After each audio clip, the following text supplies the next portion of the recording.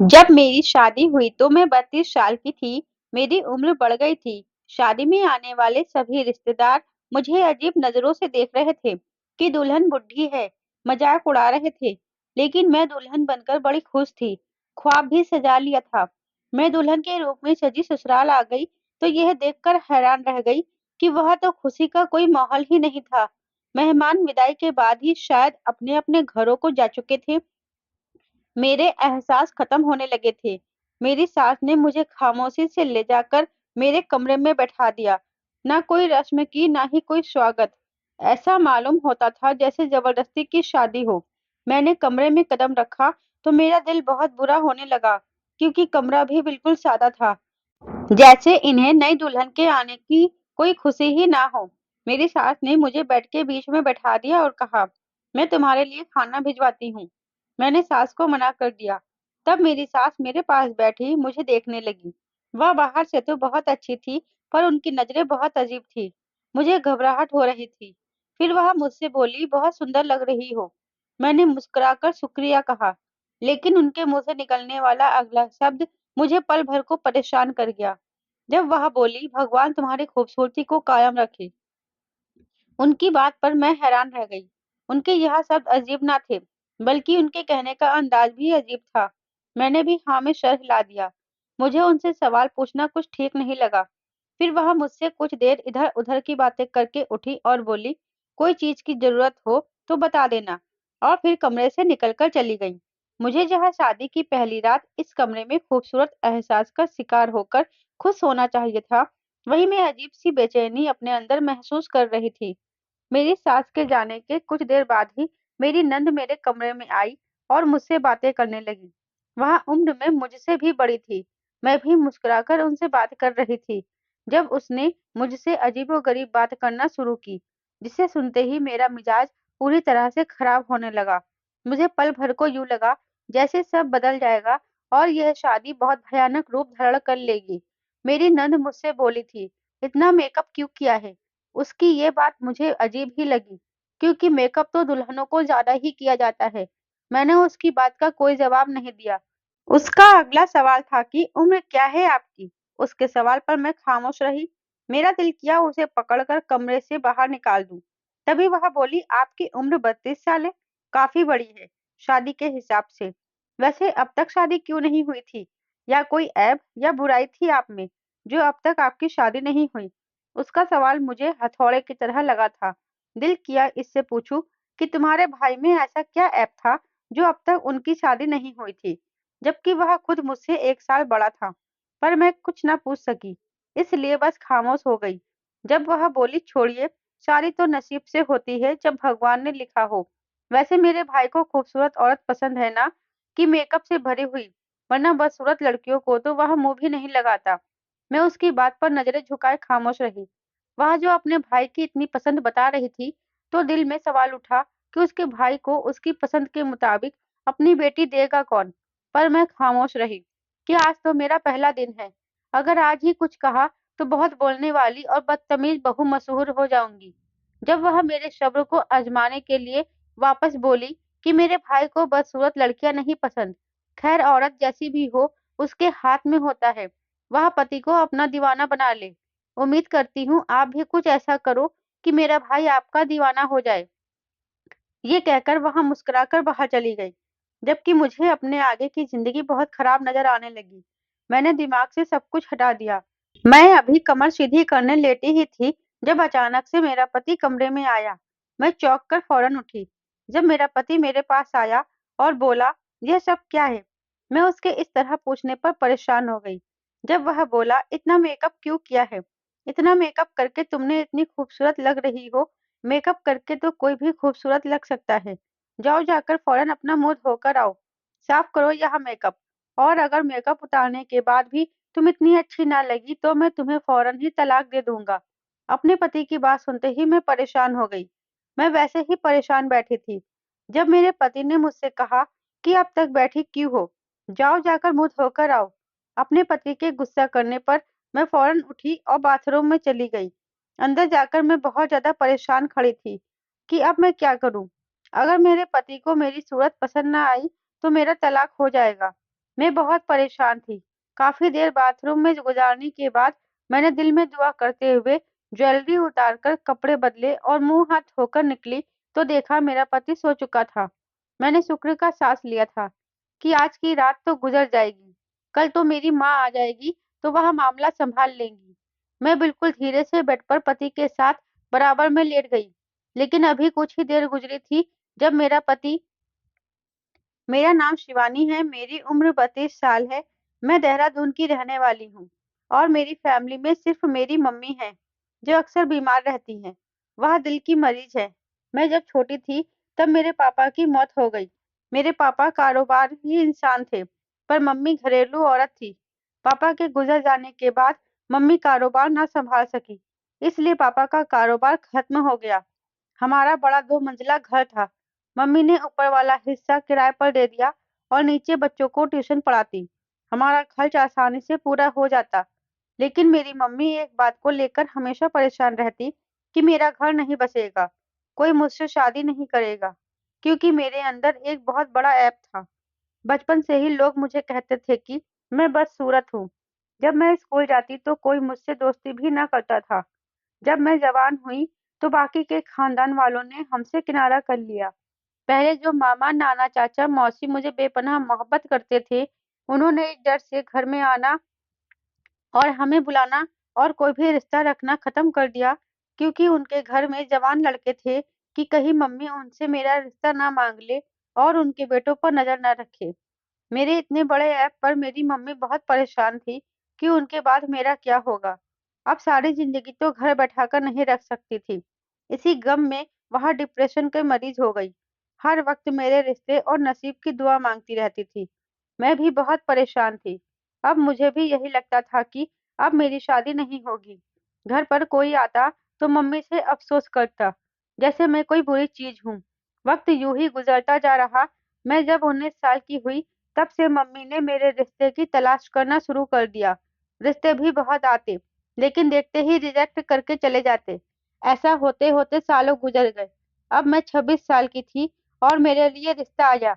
लेकिन रिश्ते वालों ने मुझे देखते ही मम्मी को इतनी बातें सुनाई कि दुःख से मम्मी को दिल का दौरा पड़ गया और फिर उम्र बढ़ने के साथ-साथ रिश्ते आना भी बंद हो गए। घर के हालात भी तंग हो गए। मम्मी की दवाइयाँ और इलाज भी था तो मैंने एक अस्पताल में नर्स की नौकरी करनी शुरू कर दी। मेरी उम्र अब 32 साल हो चुकी थी और अब तो दिमाग से शादी का ख्याल भी निकल चुका था। जब एक दिन मैं घर गई तो मम्मी बहुत खुश थी। उनकी खुशी देखने वाली थी। मेरे घर आते ही उन्होंने मेरे मुंह में मिठाई डाल दी। मैंने हैरानी भरी नजरों से मम्मी को देखा और इस खुशी की वजह पूछी तो उन्होंने जो बताया वह सुनते ही मुझे मेरे कानों पर यकीन न आया। वह बोली कि मेरा रिश्ता पक्का हो गया और इस महीने की आखिर में मेरी शादी है। मैंने मम्मी को फिर एक बार हैरान भरी नज़रों से देखा, तो वह बोली कि 2 महीने पहले उन्होंने मेरी तस्वीर किसी रिश्ते कराने वाली को दी थी, जो आज वहाँ एक रिश्ता लेकर आई थी। साथ में लड़के की माँ भी आई थी और दोनों तरफ से रिश्ता पक्का हो चुका है। मैंने मम्मी से पूछा कि आपने उन्हें मेरे इस बड़े ऐप के बारे में बता दिया? तो मम्मी बोली, हाँ, सब बता दिया। उन्हें कोई ऐतराज़ नहीं है। मम्मी की बात सुनते ही मैं खामोशी से कमरे में चली गई। जाने कौन था जिसने मेरी हकीकत जानने के बावजूद मुझे पसंद किया था। मैं यही सब सोच रही थी कि उस आदमी में भी कोई ऐब होगा, वरना भला वह मुझसे क्यों शादी करता, जबकि मेरे अंदर इतना बड़ा ऐब था। मम्मी ने मुझे उस लड़के की तस्वीर लाकर दिखाई और बोली, ये है वह लड़का, जबकि उसकी तस्वीर को देखते ही मैं दंग रह गई थी, क्योंकि वह आदमी बहुत हैंडसम था। मम्मी ने बताया कि इसकी उम्र 36 साल है, बस खानदानी मसले की वजह से इसकी शादी नहीं हो सकी। मुझे अचानक सब अच्छा-अच्छा लगने लगा, जिससे मेरी सारी परेशानी दूर हो जाएगी और मेरी ज़िंदगी को भी अब एक मंजिल मिल जाएगी। मैं बहुत खुश थी और इस खुशी के मौके पर सारे रिश्तेदार भी पहुंच गए थे, क्योंकि सबने ही मेरी शादी की उम्मीद छोड़ दी थी। लेकिन बुआ को इस बात पर ऐतराज हुआ कि शादी का सारा सामान मेरी सास अकेले ही ला रही थी। ना कोई रिश्तेदार, ना कोई दूसरा आया था। यहाँ तक कि मेरी नंद भी ना आई थी। लेकिन मम्मी ने नजरअंदाज कर दिया और मेरी शादी उसी से करवा दिया। मैं इस उम्र में भी दुल्हन बनी बहुत खूबसूरत लग रही थी कि हर कोई देखकर तारीफ कर रहा था। लड़के वालों की तरफ से भी मेहमान आए थे और फिर छोटे से फंक्शन के बाद मेरी शादी और फिर मेरी विदाई हो गई और मैं ससुराल आ गई। ससुराल में आकर मैंने जो ख्वाब सजाए थे, वह पल भर में टूट गए थे। जब मेरी सास ने मुझे कमरे में बिठाया और अंदर से दरवाजा लॉक कर दिया और फिर मेरे हाथ में कागज का टुकड़ा देकर बोली, लो इनमें से एक टुकड़ा तोड़कर मेरे बेटे को पानी में मिलाकर जरूर देना। उनकी बात सुनते ही मैं परेशान हो गई। मैंने पूछा, यह क्या है? तो मेरी सास एकदम घबराई और बोली कि इसे छुपा लो, बस इतना समझ लो, बहुत काम की चीज है और इसके बारे में किसी को मत बताना। मैं खामोश हो गई। फिर वहां कुछ देर बैठकर चली गई। इसके बाद मेरी नंद आई और उसने मुझसे बहुत अजीबोगरीब बातें की और फिर वह भी चली गई। लेकिन मेरे पति ने जो बदतमीजी मेरे साथ की, उसके बाद तो मैं बहुत रोई। मैं अगले दिन सुबह अपनी मम्मी के पास आ गई थी। रात जो हुआ वह किसी को बताने लायक नहीं थी कि मेरे पति ने मेरे साथ कितना जुल्म किया। मैं बहुत दर्दनाक तकलीफ से गुजरी थी। मैं अपनी मम्मी के घर आई तो मेरी मम्मी मेरा चेहरा देखकर परेशान हो गई और बोली, तुम खुश नहीं हो क्या? क्या तुम्हारे ससुराल वालों ने और तुम्हारे पति ने तुम्हारे साथ बुरा रवैया रखा है? मम्मी के सवाल पर मेरी आंखें भीगने लगी। मैं चाहकर भी उन्हें ना बता सकी कि मेरे पति ने मुझे तलाक तो नहीं दिया, लेकिन कुछ ऐसा किया जिससे मेरे सर पर आसमान गिर पड़ा। लेकिन मेरे पति ने यह बात किसी को भी बताने से मना किया था। उसने मुझसे कहा था कि अगर मैंने यह बात किसी को भी बताई तो वह मुझे उसी टाइम तलाक दे देगा। मैंने मम्मी से कहा कि ऐसा कुछ भी नहीं हुआ। मेरे पति बहुत अच्छे हैं और मेरी सास और ननंद भी बहुत अच्छी हैं। मेरे कहने पर मम्मी खामोश हो गई, लेकिन उन्हें तसल्ली ना हुई। मुझसे थोड़ी थोड़ी देर बाद ही सवाल करती रही। शाम में मेरा पति मुझे लेने आ गया और मैं उसके साथ वापस चली गई। मुंह दिखाई की रस्म की दावत घर पर ही रखी गई। सब कुछ ठीक से हो गया था, लेकिन यह कोई नहीं जानता था कि मेरी जिंदगी में क्या गुजर रहा है। मैं वापस नौकरी पर जाने लगी थी, क्योंकि मेरे पति का कहना था कि घर का खर्च मैं अकेले नहीं उठा सकता। जब मम्मी ने मुझसे पूछा कि नौकरी क्यों कर रही हो, तो मैंने कह दिया कि मेरा घर में दिल नहीं लगता, क्योंकि मेरे पति ने मुझे किसी को भी बताने से मना किया था। जिंदगी मुश्किल से मुश्किल होती जा रही थी।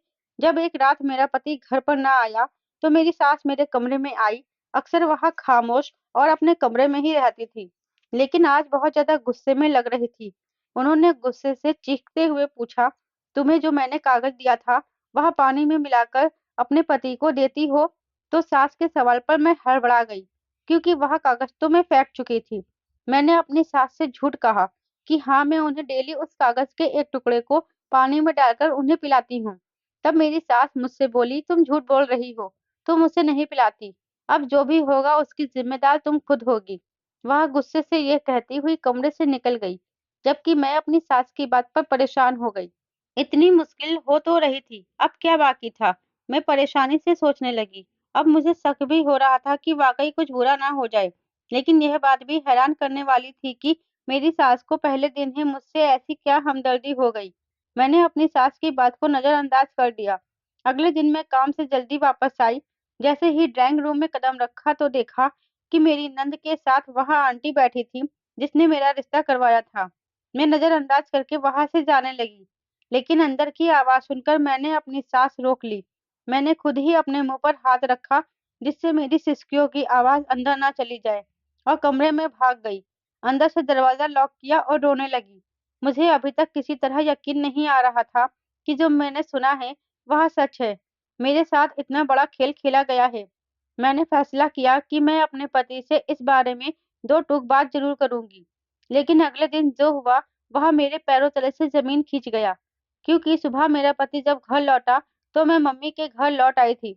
घर आकर मैं बहुत रोई कि मम्मी मेरे रोने से घबरा गई और मुझसे मेरे रोने की वजह पूछी, तो मैंने उन्हें रोते हुए सब कुछ बता दिया। अब मैं शुरू से अपनी कहानी बताती हूँ। दरअसल मैं जब पैदा हुई तो बहुत खूबसूरत थी, लेकिन जब मैं 7 साल की थी तब गरम गरम खौलती हुई चाय मेरे चेहरे पर गिर गई थी, जिसकी वजह से मेरा आधा चेहरा बुरी तरह से जल चुका था। मेरी मम्मी ने बहुत दुख किया, बहुत रोई थी, पर सबने मम्मी को तसल्ली दिया कि मेरा चेहरा ठीक हो जाएगा। मेरे पापा ने मेरा बहुत इलाज करवाया, पर कोई फायदा नहीं हुआ। वक्त गुजरने के साथ मेरा चेहरा बेहतर हो गया, लेकिन मेरे चेहरे के दाएं तरफ बड़ा सा जले का निशान था, जो बहुत बुरा लगता था। इसलिए पढ़ी लिखी और अच्छे खानदान से होने के बावजूद मेरा रिश्ता लाने वाले लोग मेरी सूरत देखते ही रिश्ते से इनकार करते थे। इसलिए मेरी उम्र बहुत बड़ी हो गई थी।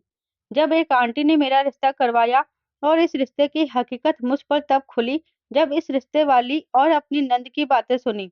इस रिश्ते वाली आंटी ने मेरा रिश्ता लड़के वालों को यह लालच देकर लगवाया था कि मेरा कोई भाई नहीं है, अपना कमाती हूँ। चेहरे पर एक बहुत बड़ा दाग है और लड़की की माँ भी बीमार रहती है और माँ के बाद वह घर उसका होगा, क्योंकि मेरे ससुराल वाले बहुत गरीब थे और घर भी अपना ना था। इसलिए लालच में आ गए। इस रिश्ते वाली आंटी ने यह भी कहा कि वह कमाकर अपना खुद खा लेगी, बल्कि तुम लोगों को भी देगी, बोझ नहीं पड़ेगा। और उसके अंदर जो बड़ा ऐब है, उसकी वजह से हमेशा तलाक का डर लगाकर रखना। इस लालच में इन लोगों ने मुझसे शादी की और मेरी सास ने मुझे वह कागज दिया। मुझे अब भी नहीं मालूम था वह कागज किस चीज का है। और पहले दिन ही मेरी नंद और पति ने मेरे सामने मुझे बदसूरत कहना शुरू कर दिया था, ताकि मैं आगे से एक शब्द न बोलूं। उस रात मेरे पति ने जो मेरे साथ किया, वह तो शायद दुनिया का कोई भी मर्द अपनी बीवी के साथ न करता होगा। मेरे पति ने मुझे कहा कि मेकअप उतारो और अगर मेरा चेहरा अच्छा ना हुआ तो वह मुझे तलाक दे देगा। यह सुनते ही मैं डर गई, क्योंकि मेरे चेहरे पर तो दाग था। मैं चादर ओढ़कर सो गई। जब मेरे पति ने मेरे चेहरे से चादर खींची और मुझे देखते ही अगले पल चिल्लाया और बोला, इतना बड़ा धोखा, तुम तो इतनी बदसूरत हो कि मैं एक मिनट तुम्हारे साथ ना रहूं। उसके ये कहने पर मैं बहुत रोने लगी। जब मेरे पति ने कहा कि मैं तुम्हें तलाक दे दूंगा, तो मैंने रोते हुए पति के सामने हाथ जोड़ दिए कि ऐसा ना करे, मैं कहाँ जाऊंगी। मेरी बात पर मेरा पति मान ही नहीं रहा था, पर मैंने उसे समझाया कि वह अगर ऐसा करेगा तो मेरी मम्मी का क्या होगा। इसके बाद वह कुछ देर खामोश रहा। फिर मेरे सामने यह शर्त रखी कि मैं दूसरी शादी करूंगा और तुम अपनी खुशी से मेरी दूसरी बीवी को कबूल करोगी और नौकरी करके अपना खर्च खुद उठाओगी। मेरे पति के कहने पर मैं मान गई। ये जहर का घूंट मैंने पी लिया। लेकिन कल मुझ पर से यह पर्दा उठा कि मेरा पति मेरे इस ऐप से वाकिफ था। उसे मालूम था। इसके बावजूद उसने अपनी मर्जी से मुझसे शादी की। मैं ऐसी गम में थी और अपने पति से दो टूक बात करने का फैसला कर लिया था, जब वह अगली सुबह ही अपने साथ एक लड़की ले आया, जिससे वह शादी कर चुका था। यह खबर बिजली की तरह मुझ पर गिरी थी। वादे के मुताबिक मैं यह सब कुछ बर्दाश्त कर भी लेती, अगर मेरा पति मेरे साथ इतना बड़ा धोखा ना करता। मैंने यह सब अपनी मम्मी को बताया, तो वह मेरी किस्मत पर आंसू बहाने लगी और फिर उन्होंने मुझे बहुत हिम्मत से समझाया कि मैं अपने घर वापस लौट जाऊं। उनकी बात सुनकर मैं बहुत हैरत में थी, लेकिन मम्मी बोली, तुम्हें सब्र का फल भगवान देगा। लेकिन अब तुम्हारी तलाक का गम मैं बर्दाश्त नहीं कर सकती। मैं मम्मी के कहने पर वापस ससुराल लौट आई। मेरी सौतन और नंद मुझे ऐसे देख रही थी जैसे देखते ही निगल जाएंगी। मैंने सब नजरअंदाज किया, अपने कमरे में चली गई। मेरा पति और उसकी दूसरी बीवी बहुत खुश थे, लेकिन घर में अचानक मेरी नंद और मेरी सौतन की लड़ाई होने लगी थी। मेरी नंद, जिसको अपनी चलानी और अपना सिक्का ऊपर रखने की आदत थी, वह बता रही थी कि मेरी सौतन उसे शादी ना होने पर भाई के दर पर पड़े रहने के ताने देने लगी थी और मेरा पति भी उसे कुछ नहीं कहता था। और मेरी नंद को जल्दी एहसास हुआ था कि उसने मेरे साथ कितना बड़ा जुल्म किया था, इसलिए रो रोकर मुझसे माफी मांगने लगी। दिन रफ्तार पकड़कर गुजरने लगे और शादी को 6 महीने गुजर गए, जब अचानक अस्पताल में एक मरीज आया जिसका एक्सीडेंट हुआ था। उसकी टांगे काटनी पड़ी थी। यह देखकर मुझे धक्का लगा। वह तो मेरा पति था। ऑपरेशन के बाद मेरा पति अपाहिज हो गया। मेरी सास और नंद बड़ी दुखी थे, जबकि मेरी सौतन भी रो रही थी। मुझे तो किसी ने दुखी होने का हक भी नहीं दिया था। इस बात को हफ्ता ही गुजरा था जब मेरी सौतन ने मायके जाकर मेरे पति को तलाक का नोटिस भेज दिया कि वह अब उसकी जिम्मेदारी उठाने के काबिल नहीं रहा। वह वक्त मेरे पति पर बहुत मुश्किल था, जब एक दिन मेरे पति ने मुझे बुलाया और मेरे सामने हाथ जोड़ दिए। वह मुझसे रो रोकर माफी मांगने लगा, तो मैंने उसे माफ कर दिया। वह बहुत शर्मिंदा था। उसने कहा कि उसे पता चल चुका है कि सूरत से कुछ नहीं होता, बल्कि सीरत से जिंदगी अच्छी गुजरती है। मैंने अपनी सास से पूछा, वह कागज किस चीज का था? कहीं इसकी वजह से तो मेरे पति का ये हाल तो नहीं? तो मेरी बात पर मेरी सास धीरे से मुस्कुराई और बोली कि वह ताबीज था जिससे तुम्हारे पति को तुम्हारी खूबियां दिखती। मेरी सास अपनी बेटी और बेटे की करतूत से वाकिफ थी। वह हमेशा से मेरा भला चाहती थी, मगर मैं समझ ही ना सकी। खैर, अब सब ठीक था। मेरा पति और मेरी नंद को अपनी गलतियों का पर पछतावा हो चुका था। तो दोस्तों, इंसान की सूरत से कुछ नहीं होता, इंसान की सीरत खूबसूरत होनी चाहिए। भगवान के घर देर है, मगर अंधेर नहीं। दोस्तों, कैसी लगी आपको मेरी कहानी, मुझे कमेंट बॉक्स में बताइए। कहानी अच्छी लगी है तो लाइक और शेयर करिए। चैनल पर पहली बार विजिट किया है तो हमारे चैनल को सब्सक्राइब करना मत भूलिएगा। साथ ही बेल आइकन को भी प्रेस कर लीजिएगा, जिससे वीडियो की अगली अपडेट सबसे पहले आपको मिले।